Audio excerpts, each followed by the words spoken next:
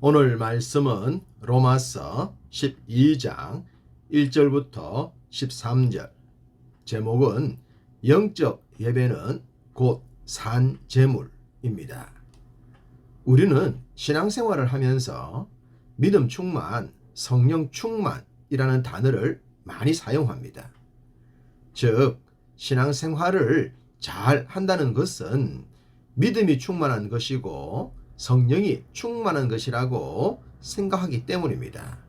그렇다면 신앙생활을 잘하고 있다는 믿음 생활, 성령 충만은 어떤 상태를 의미할까요? 각자의 생각에 맞는 견해들을 말할 수 있겠는데요. 정말 중요한 것은 세상의 빛과 소금의 모습이지 않겠습니까? 우리끼리 신앙생활 잘 한다고 자화자찬하는 것이 아니라 세상 속에서 불신자와의 관계에서 열매를 거둘 때 참 신앙의 모습이라고 할 수 있겠습니다. 한국 교회가 칭찬을 듣는 것들도 많지만 비판을 받는 부분도 있죠. 그 중에 하나가 이것이 아닐까 싶습니다. 한국 교회는 믿음 충만, 성령 충만을 많이 강조하지만 세상 속에서 어떻게 살 것인가에 대해선 약하다고 말입니다. 예배에 참석 잘하고 헌금도 잘하고 봉사를 잘하면 믿음 좋은 사람으로 인정받기 쉽죠. 그 사람이 세상 속에서 어떻게 사는가에 대해선 크게 생각하지 않습니다. 불신자들의 평가도 무시할 수 없는 부분인데 말입니다. 그렇다고 불신자들이 우리를 바르게 평가할 수 있는가? 그것은 아닙니다. 영적이지 못한 사람이 영적인 사람을 바르게 볼 수 없기 때문입니다. 그렇지만 그들의 눈에 우리가 믿음 생활 잘 한다는 분이 소위 불신자들보다는 평가가 낮지 않아야 한다는 점입니다.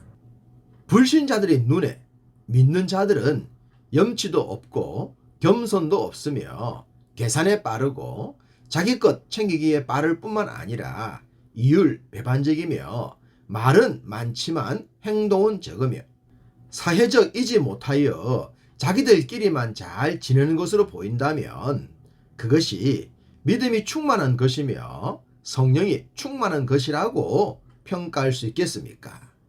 우리끼리만이 아니라 저들의 평가까지 포함을 시켜 보았을 때 말입니다. 한국 교회를 비판하는 자들은 이 부분에서 열을 올립니다. 믿는 우리들의 입장에서 저들의 비판을 모르는 척 할 수 있겠지만 그렇게 되면 전도는 멀어지고 교회는 세상으로부터 밀려나고 말 것입니다. 이렇게 해선 세상의 빛과 소금이 될 수도 없고 세상 속에 하나님의 나라를 세우는 것도 힘들어집니다. 그렇기 때문에 진짜 믿음 좋은 모습을 세상 속에서 불신자들과의 관계에서 나타낼 줄 알아야 한다는 것입니다. 바울이 로마서를 통해 말하고자 하는 것도 바로 이것입니다. 복음의 핵심을 11장에 거쳐 말한 이유이기도 합니다. 1절 그러므로 형제들아 내가 하나님의 모든 자비하심으로 너희를 권하노니 너희 몸을 하나님이 기뻐하시는 거룩한 산 제물로 드리라. 이는 너희가 드릴 영적 예배니라. 믿는 우리들에게 영적 예배만큼 중요한 것은 없을 것입니다. 우리들의 모든 예배는 영적이어야 하기 때문입니다. 여기서 영적인 예배란 합당한 예배, 하나님께서 받으실 만한 예배라고 할 수 있겠죠. 그런 예배를 모든 성도들은 소망합니다. 그런데 바로 그 영적 예배는 거룩하고 살아있는 제물로 드려지는 것이라고 합니다. 원래 제물은 죽여서 드려집니다. 그것은 제사이기 때문이죠. 그러나 우리는 제사가 아니라 예배를 드립니다.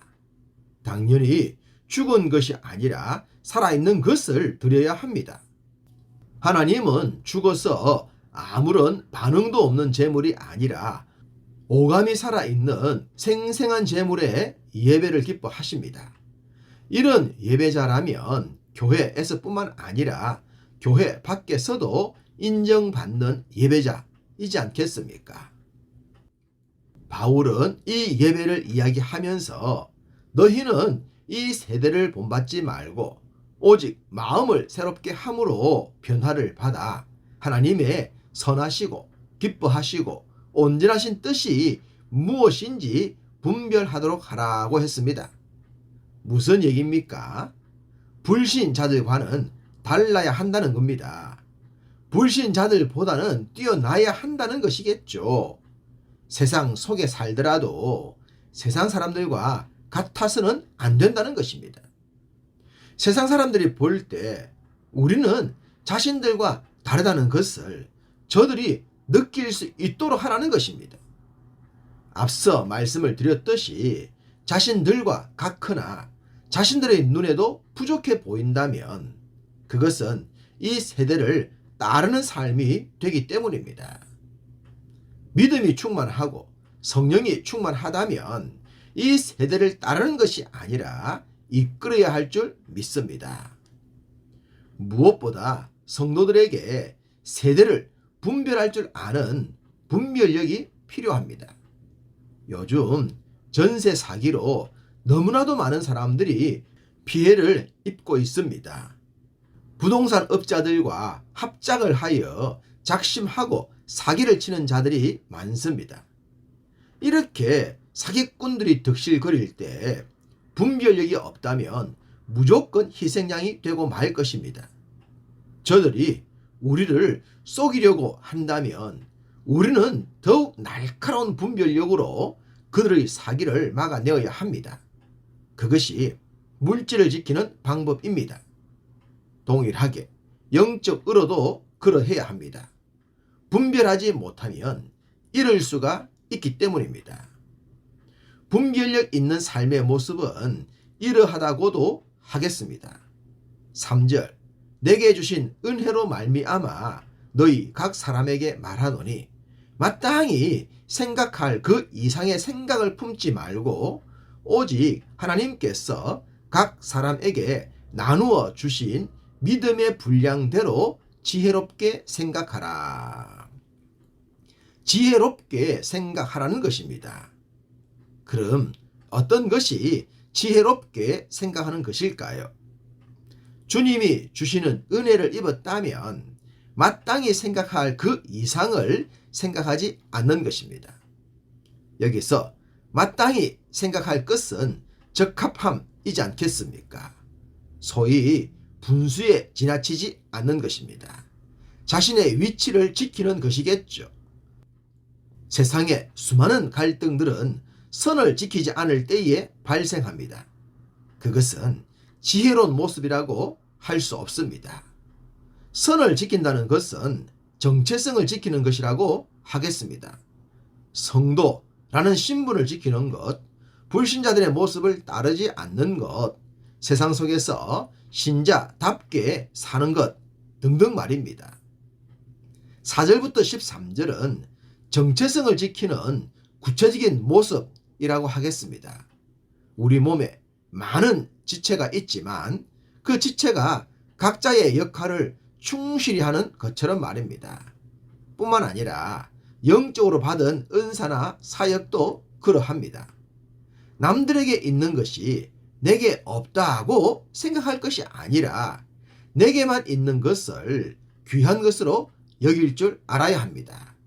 그것이 곧 자존감이기도 하죠.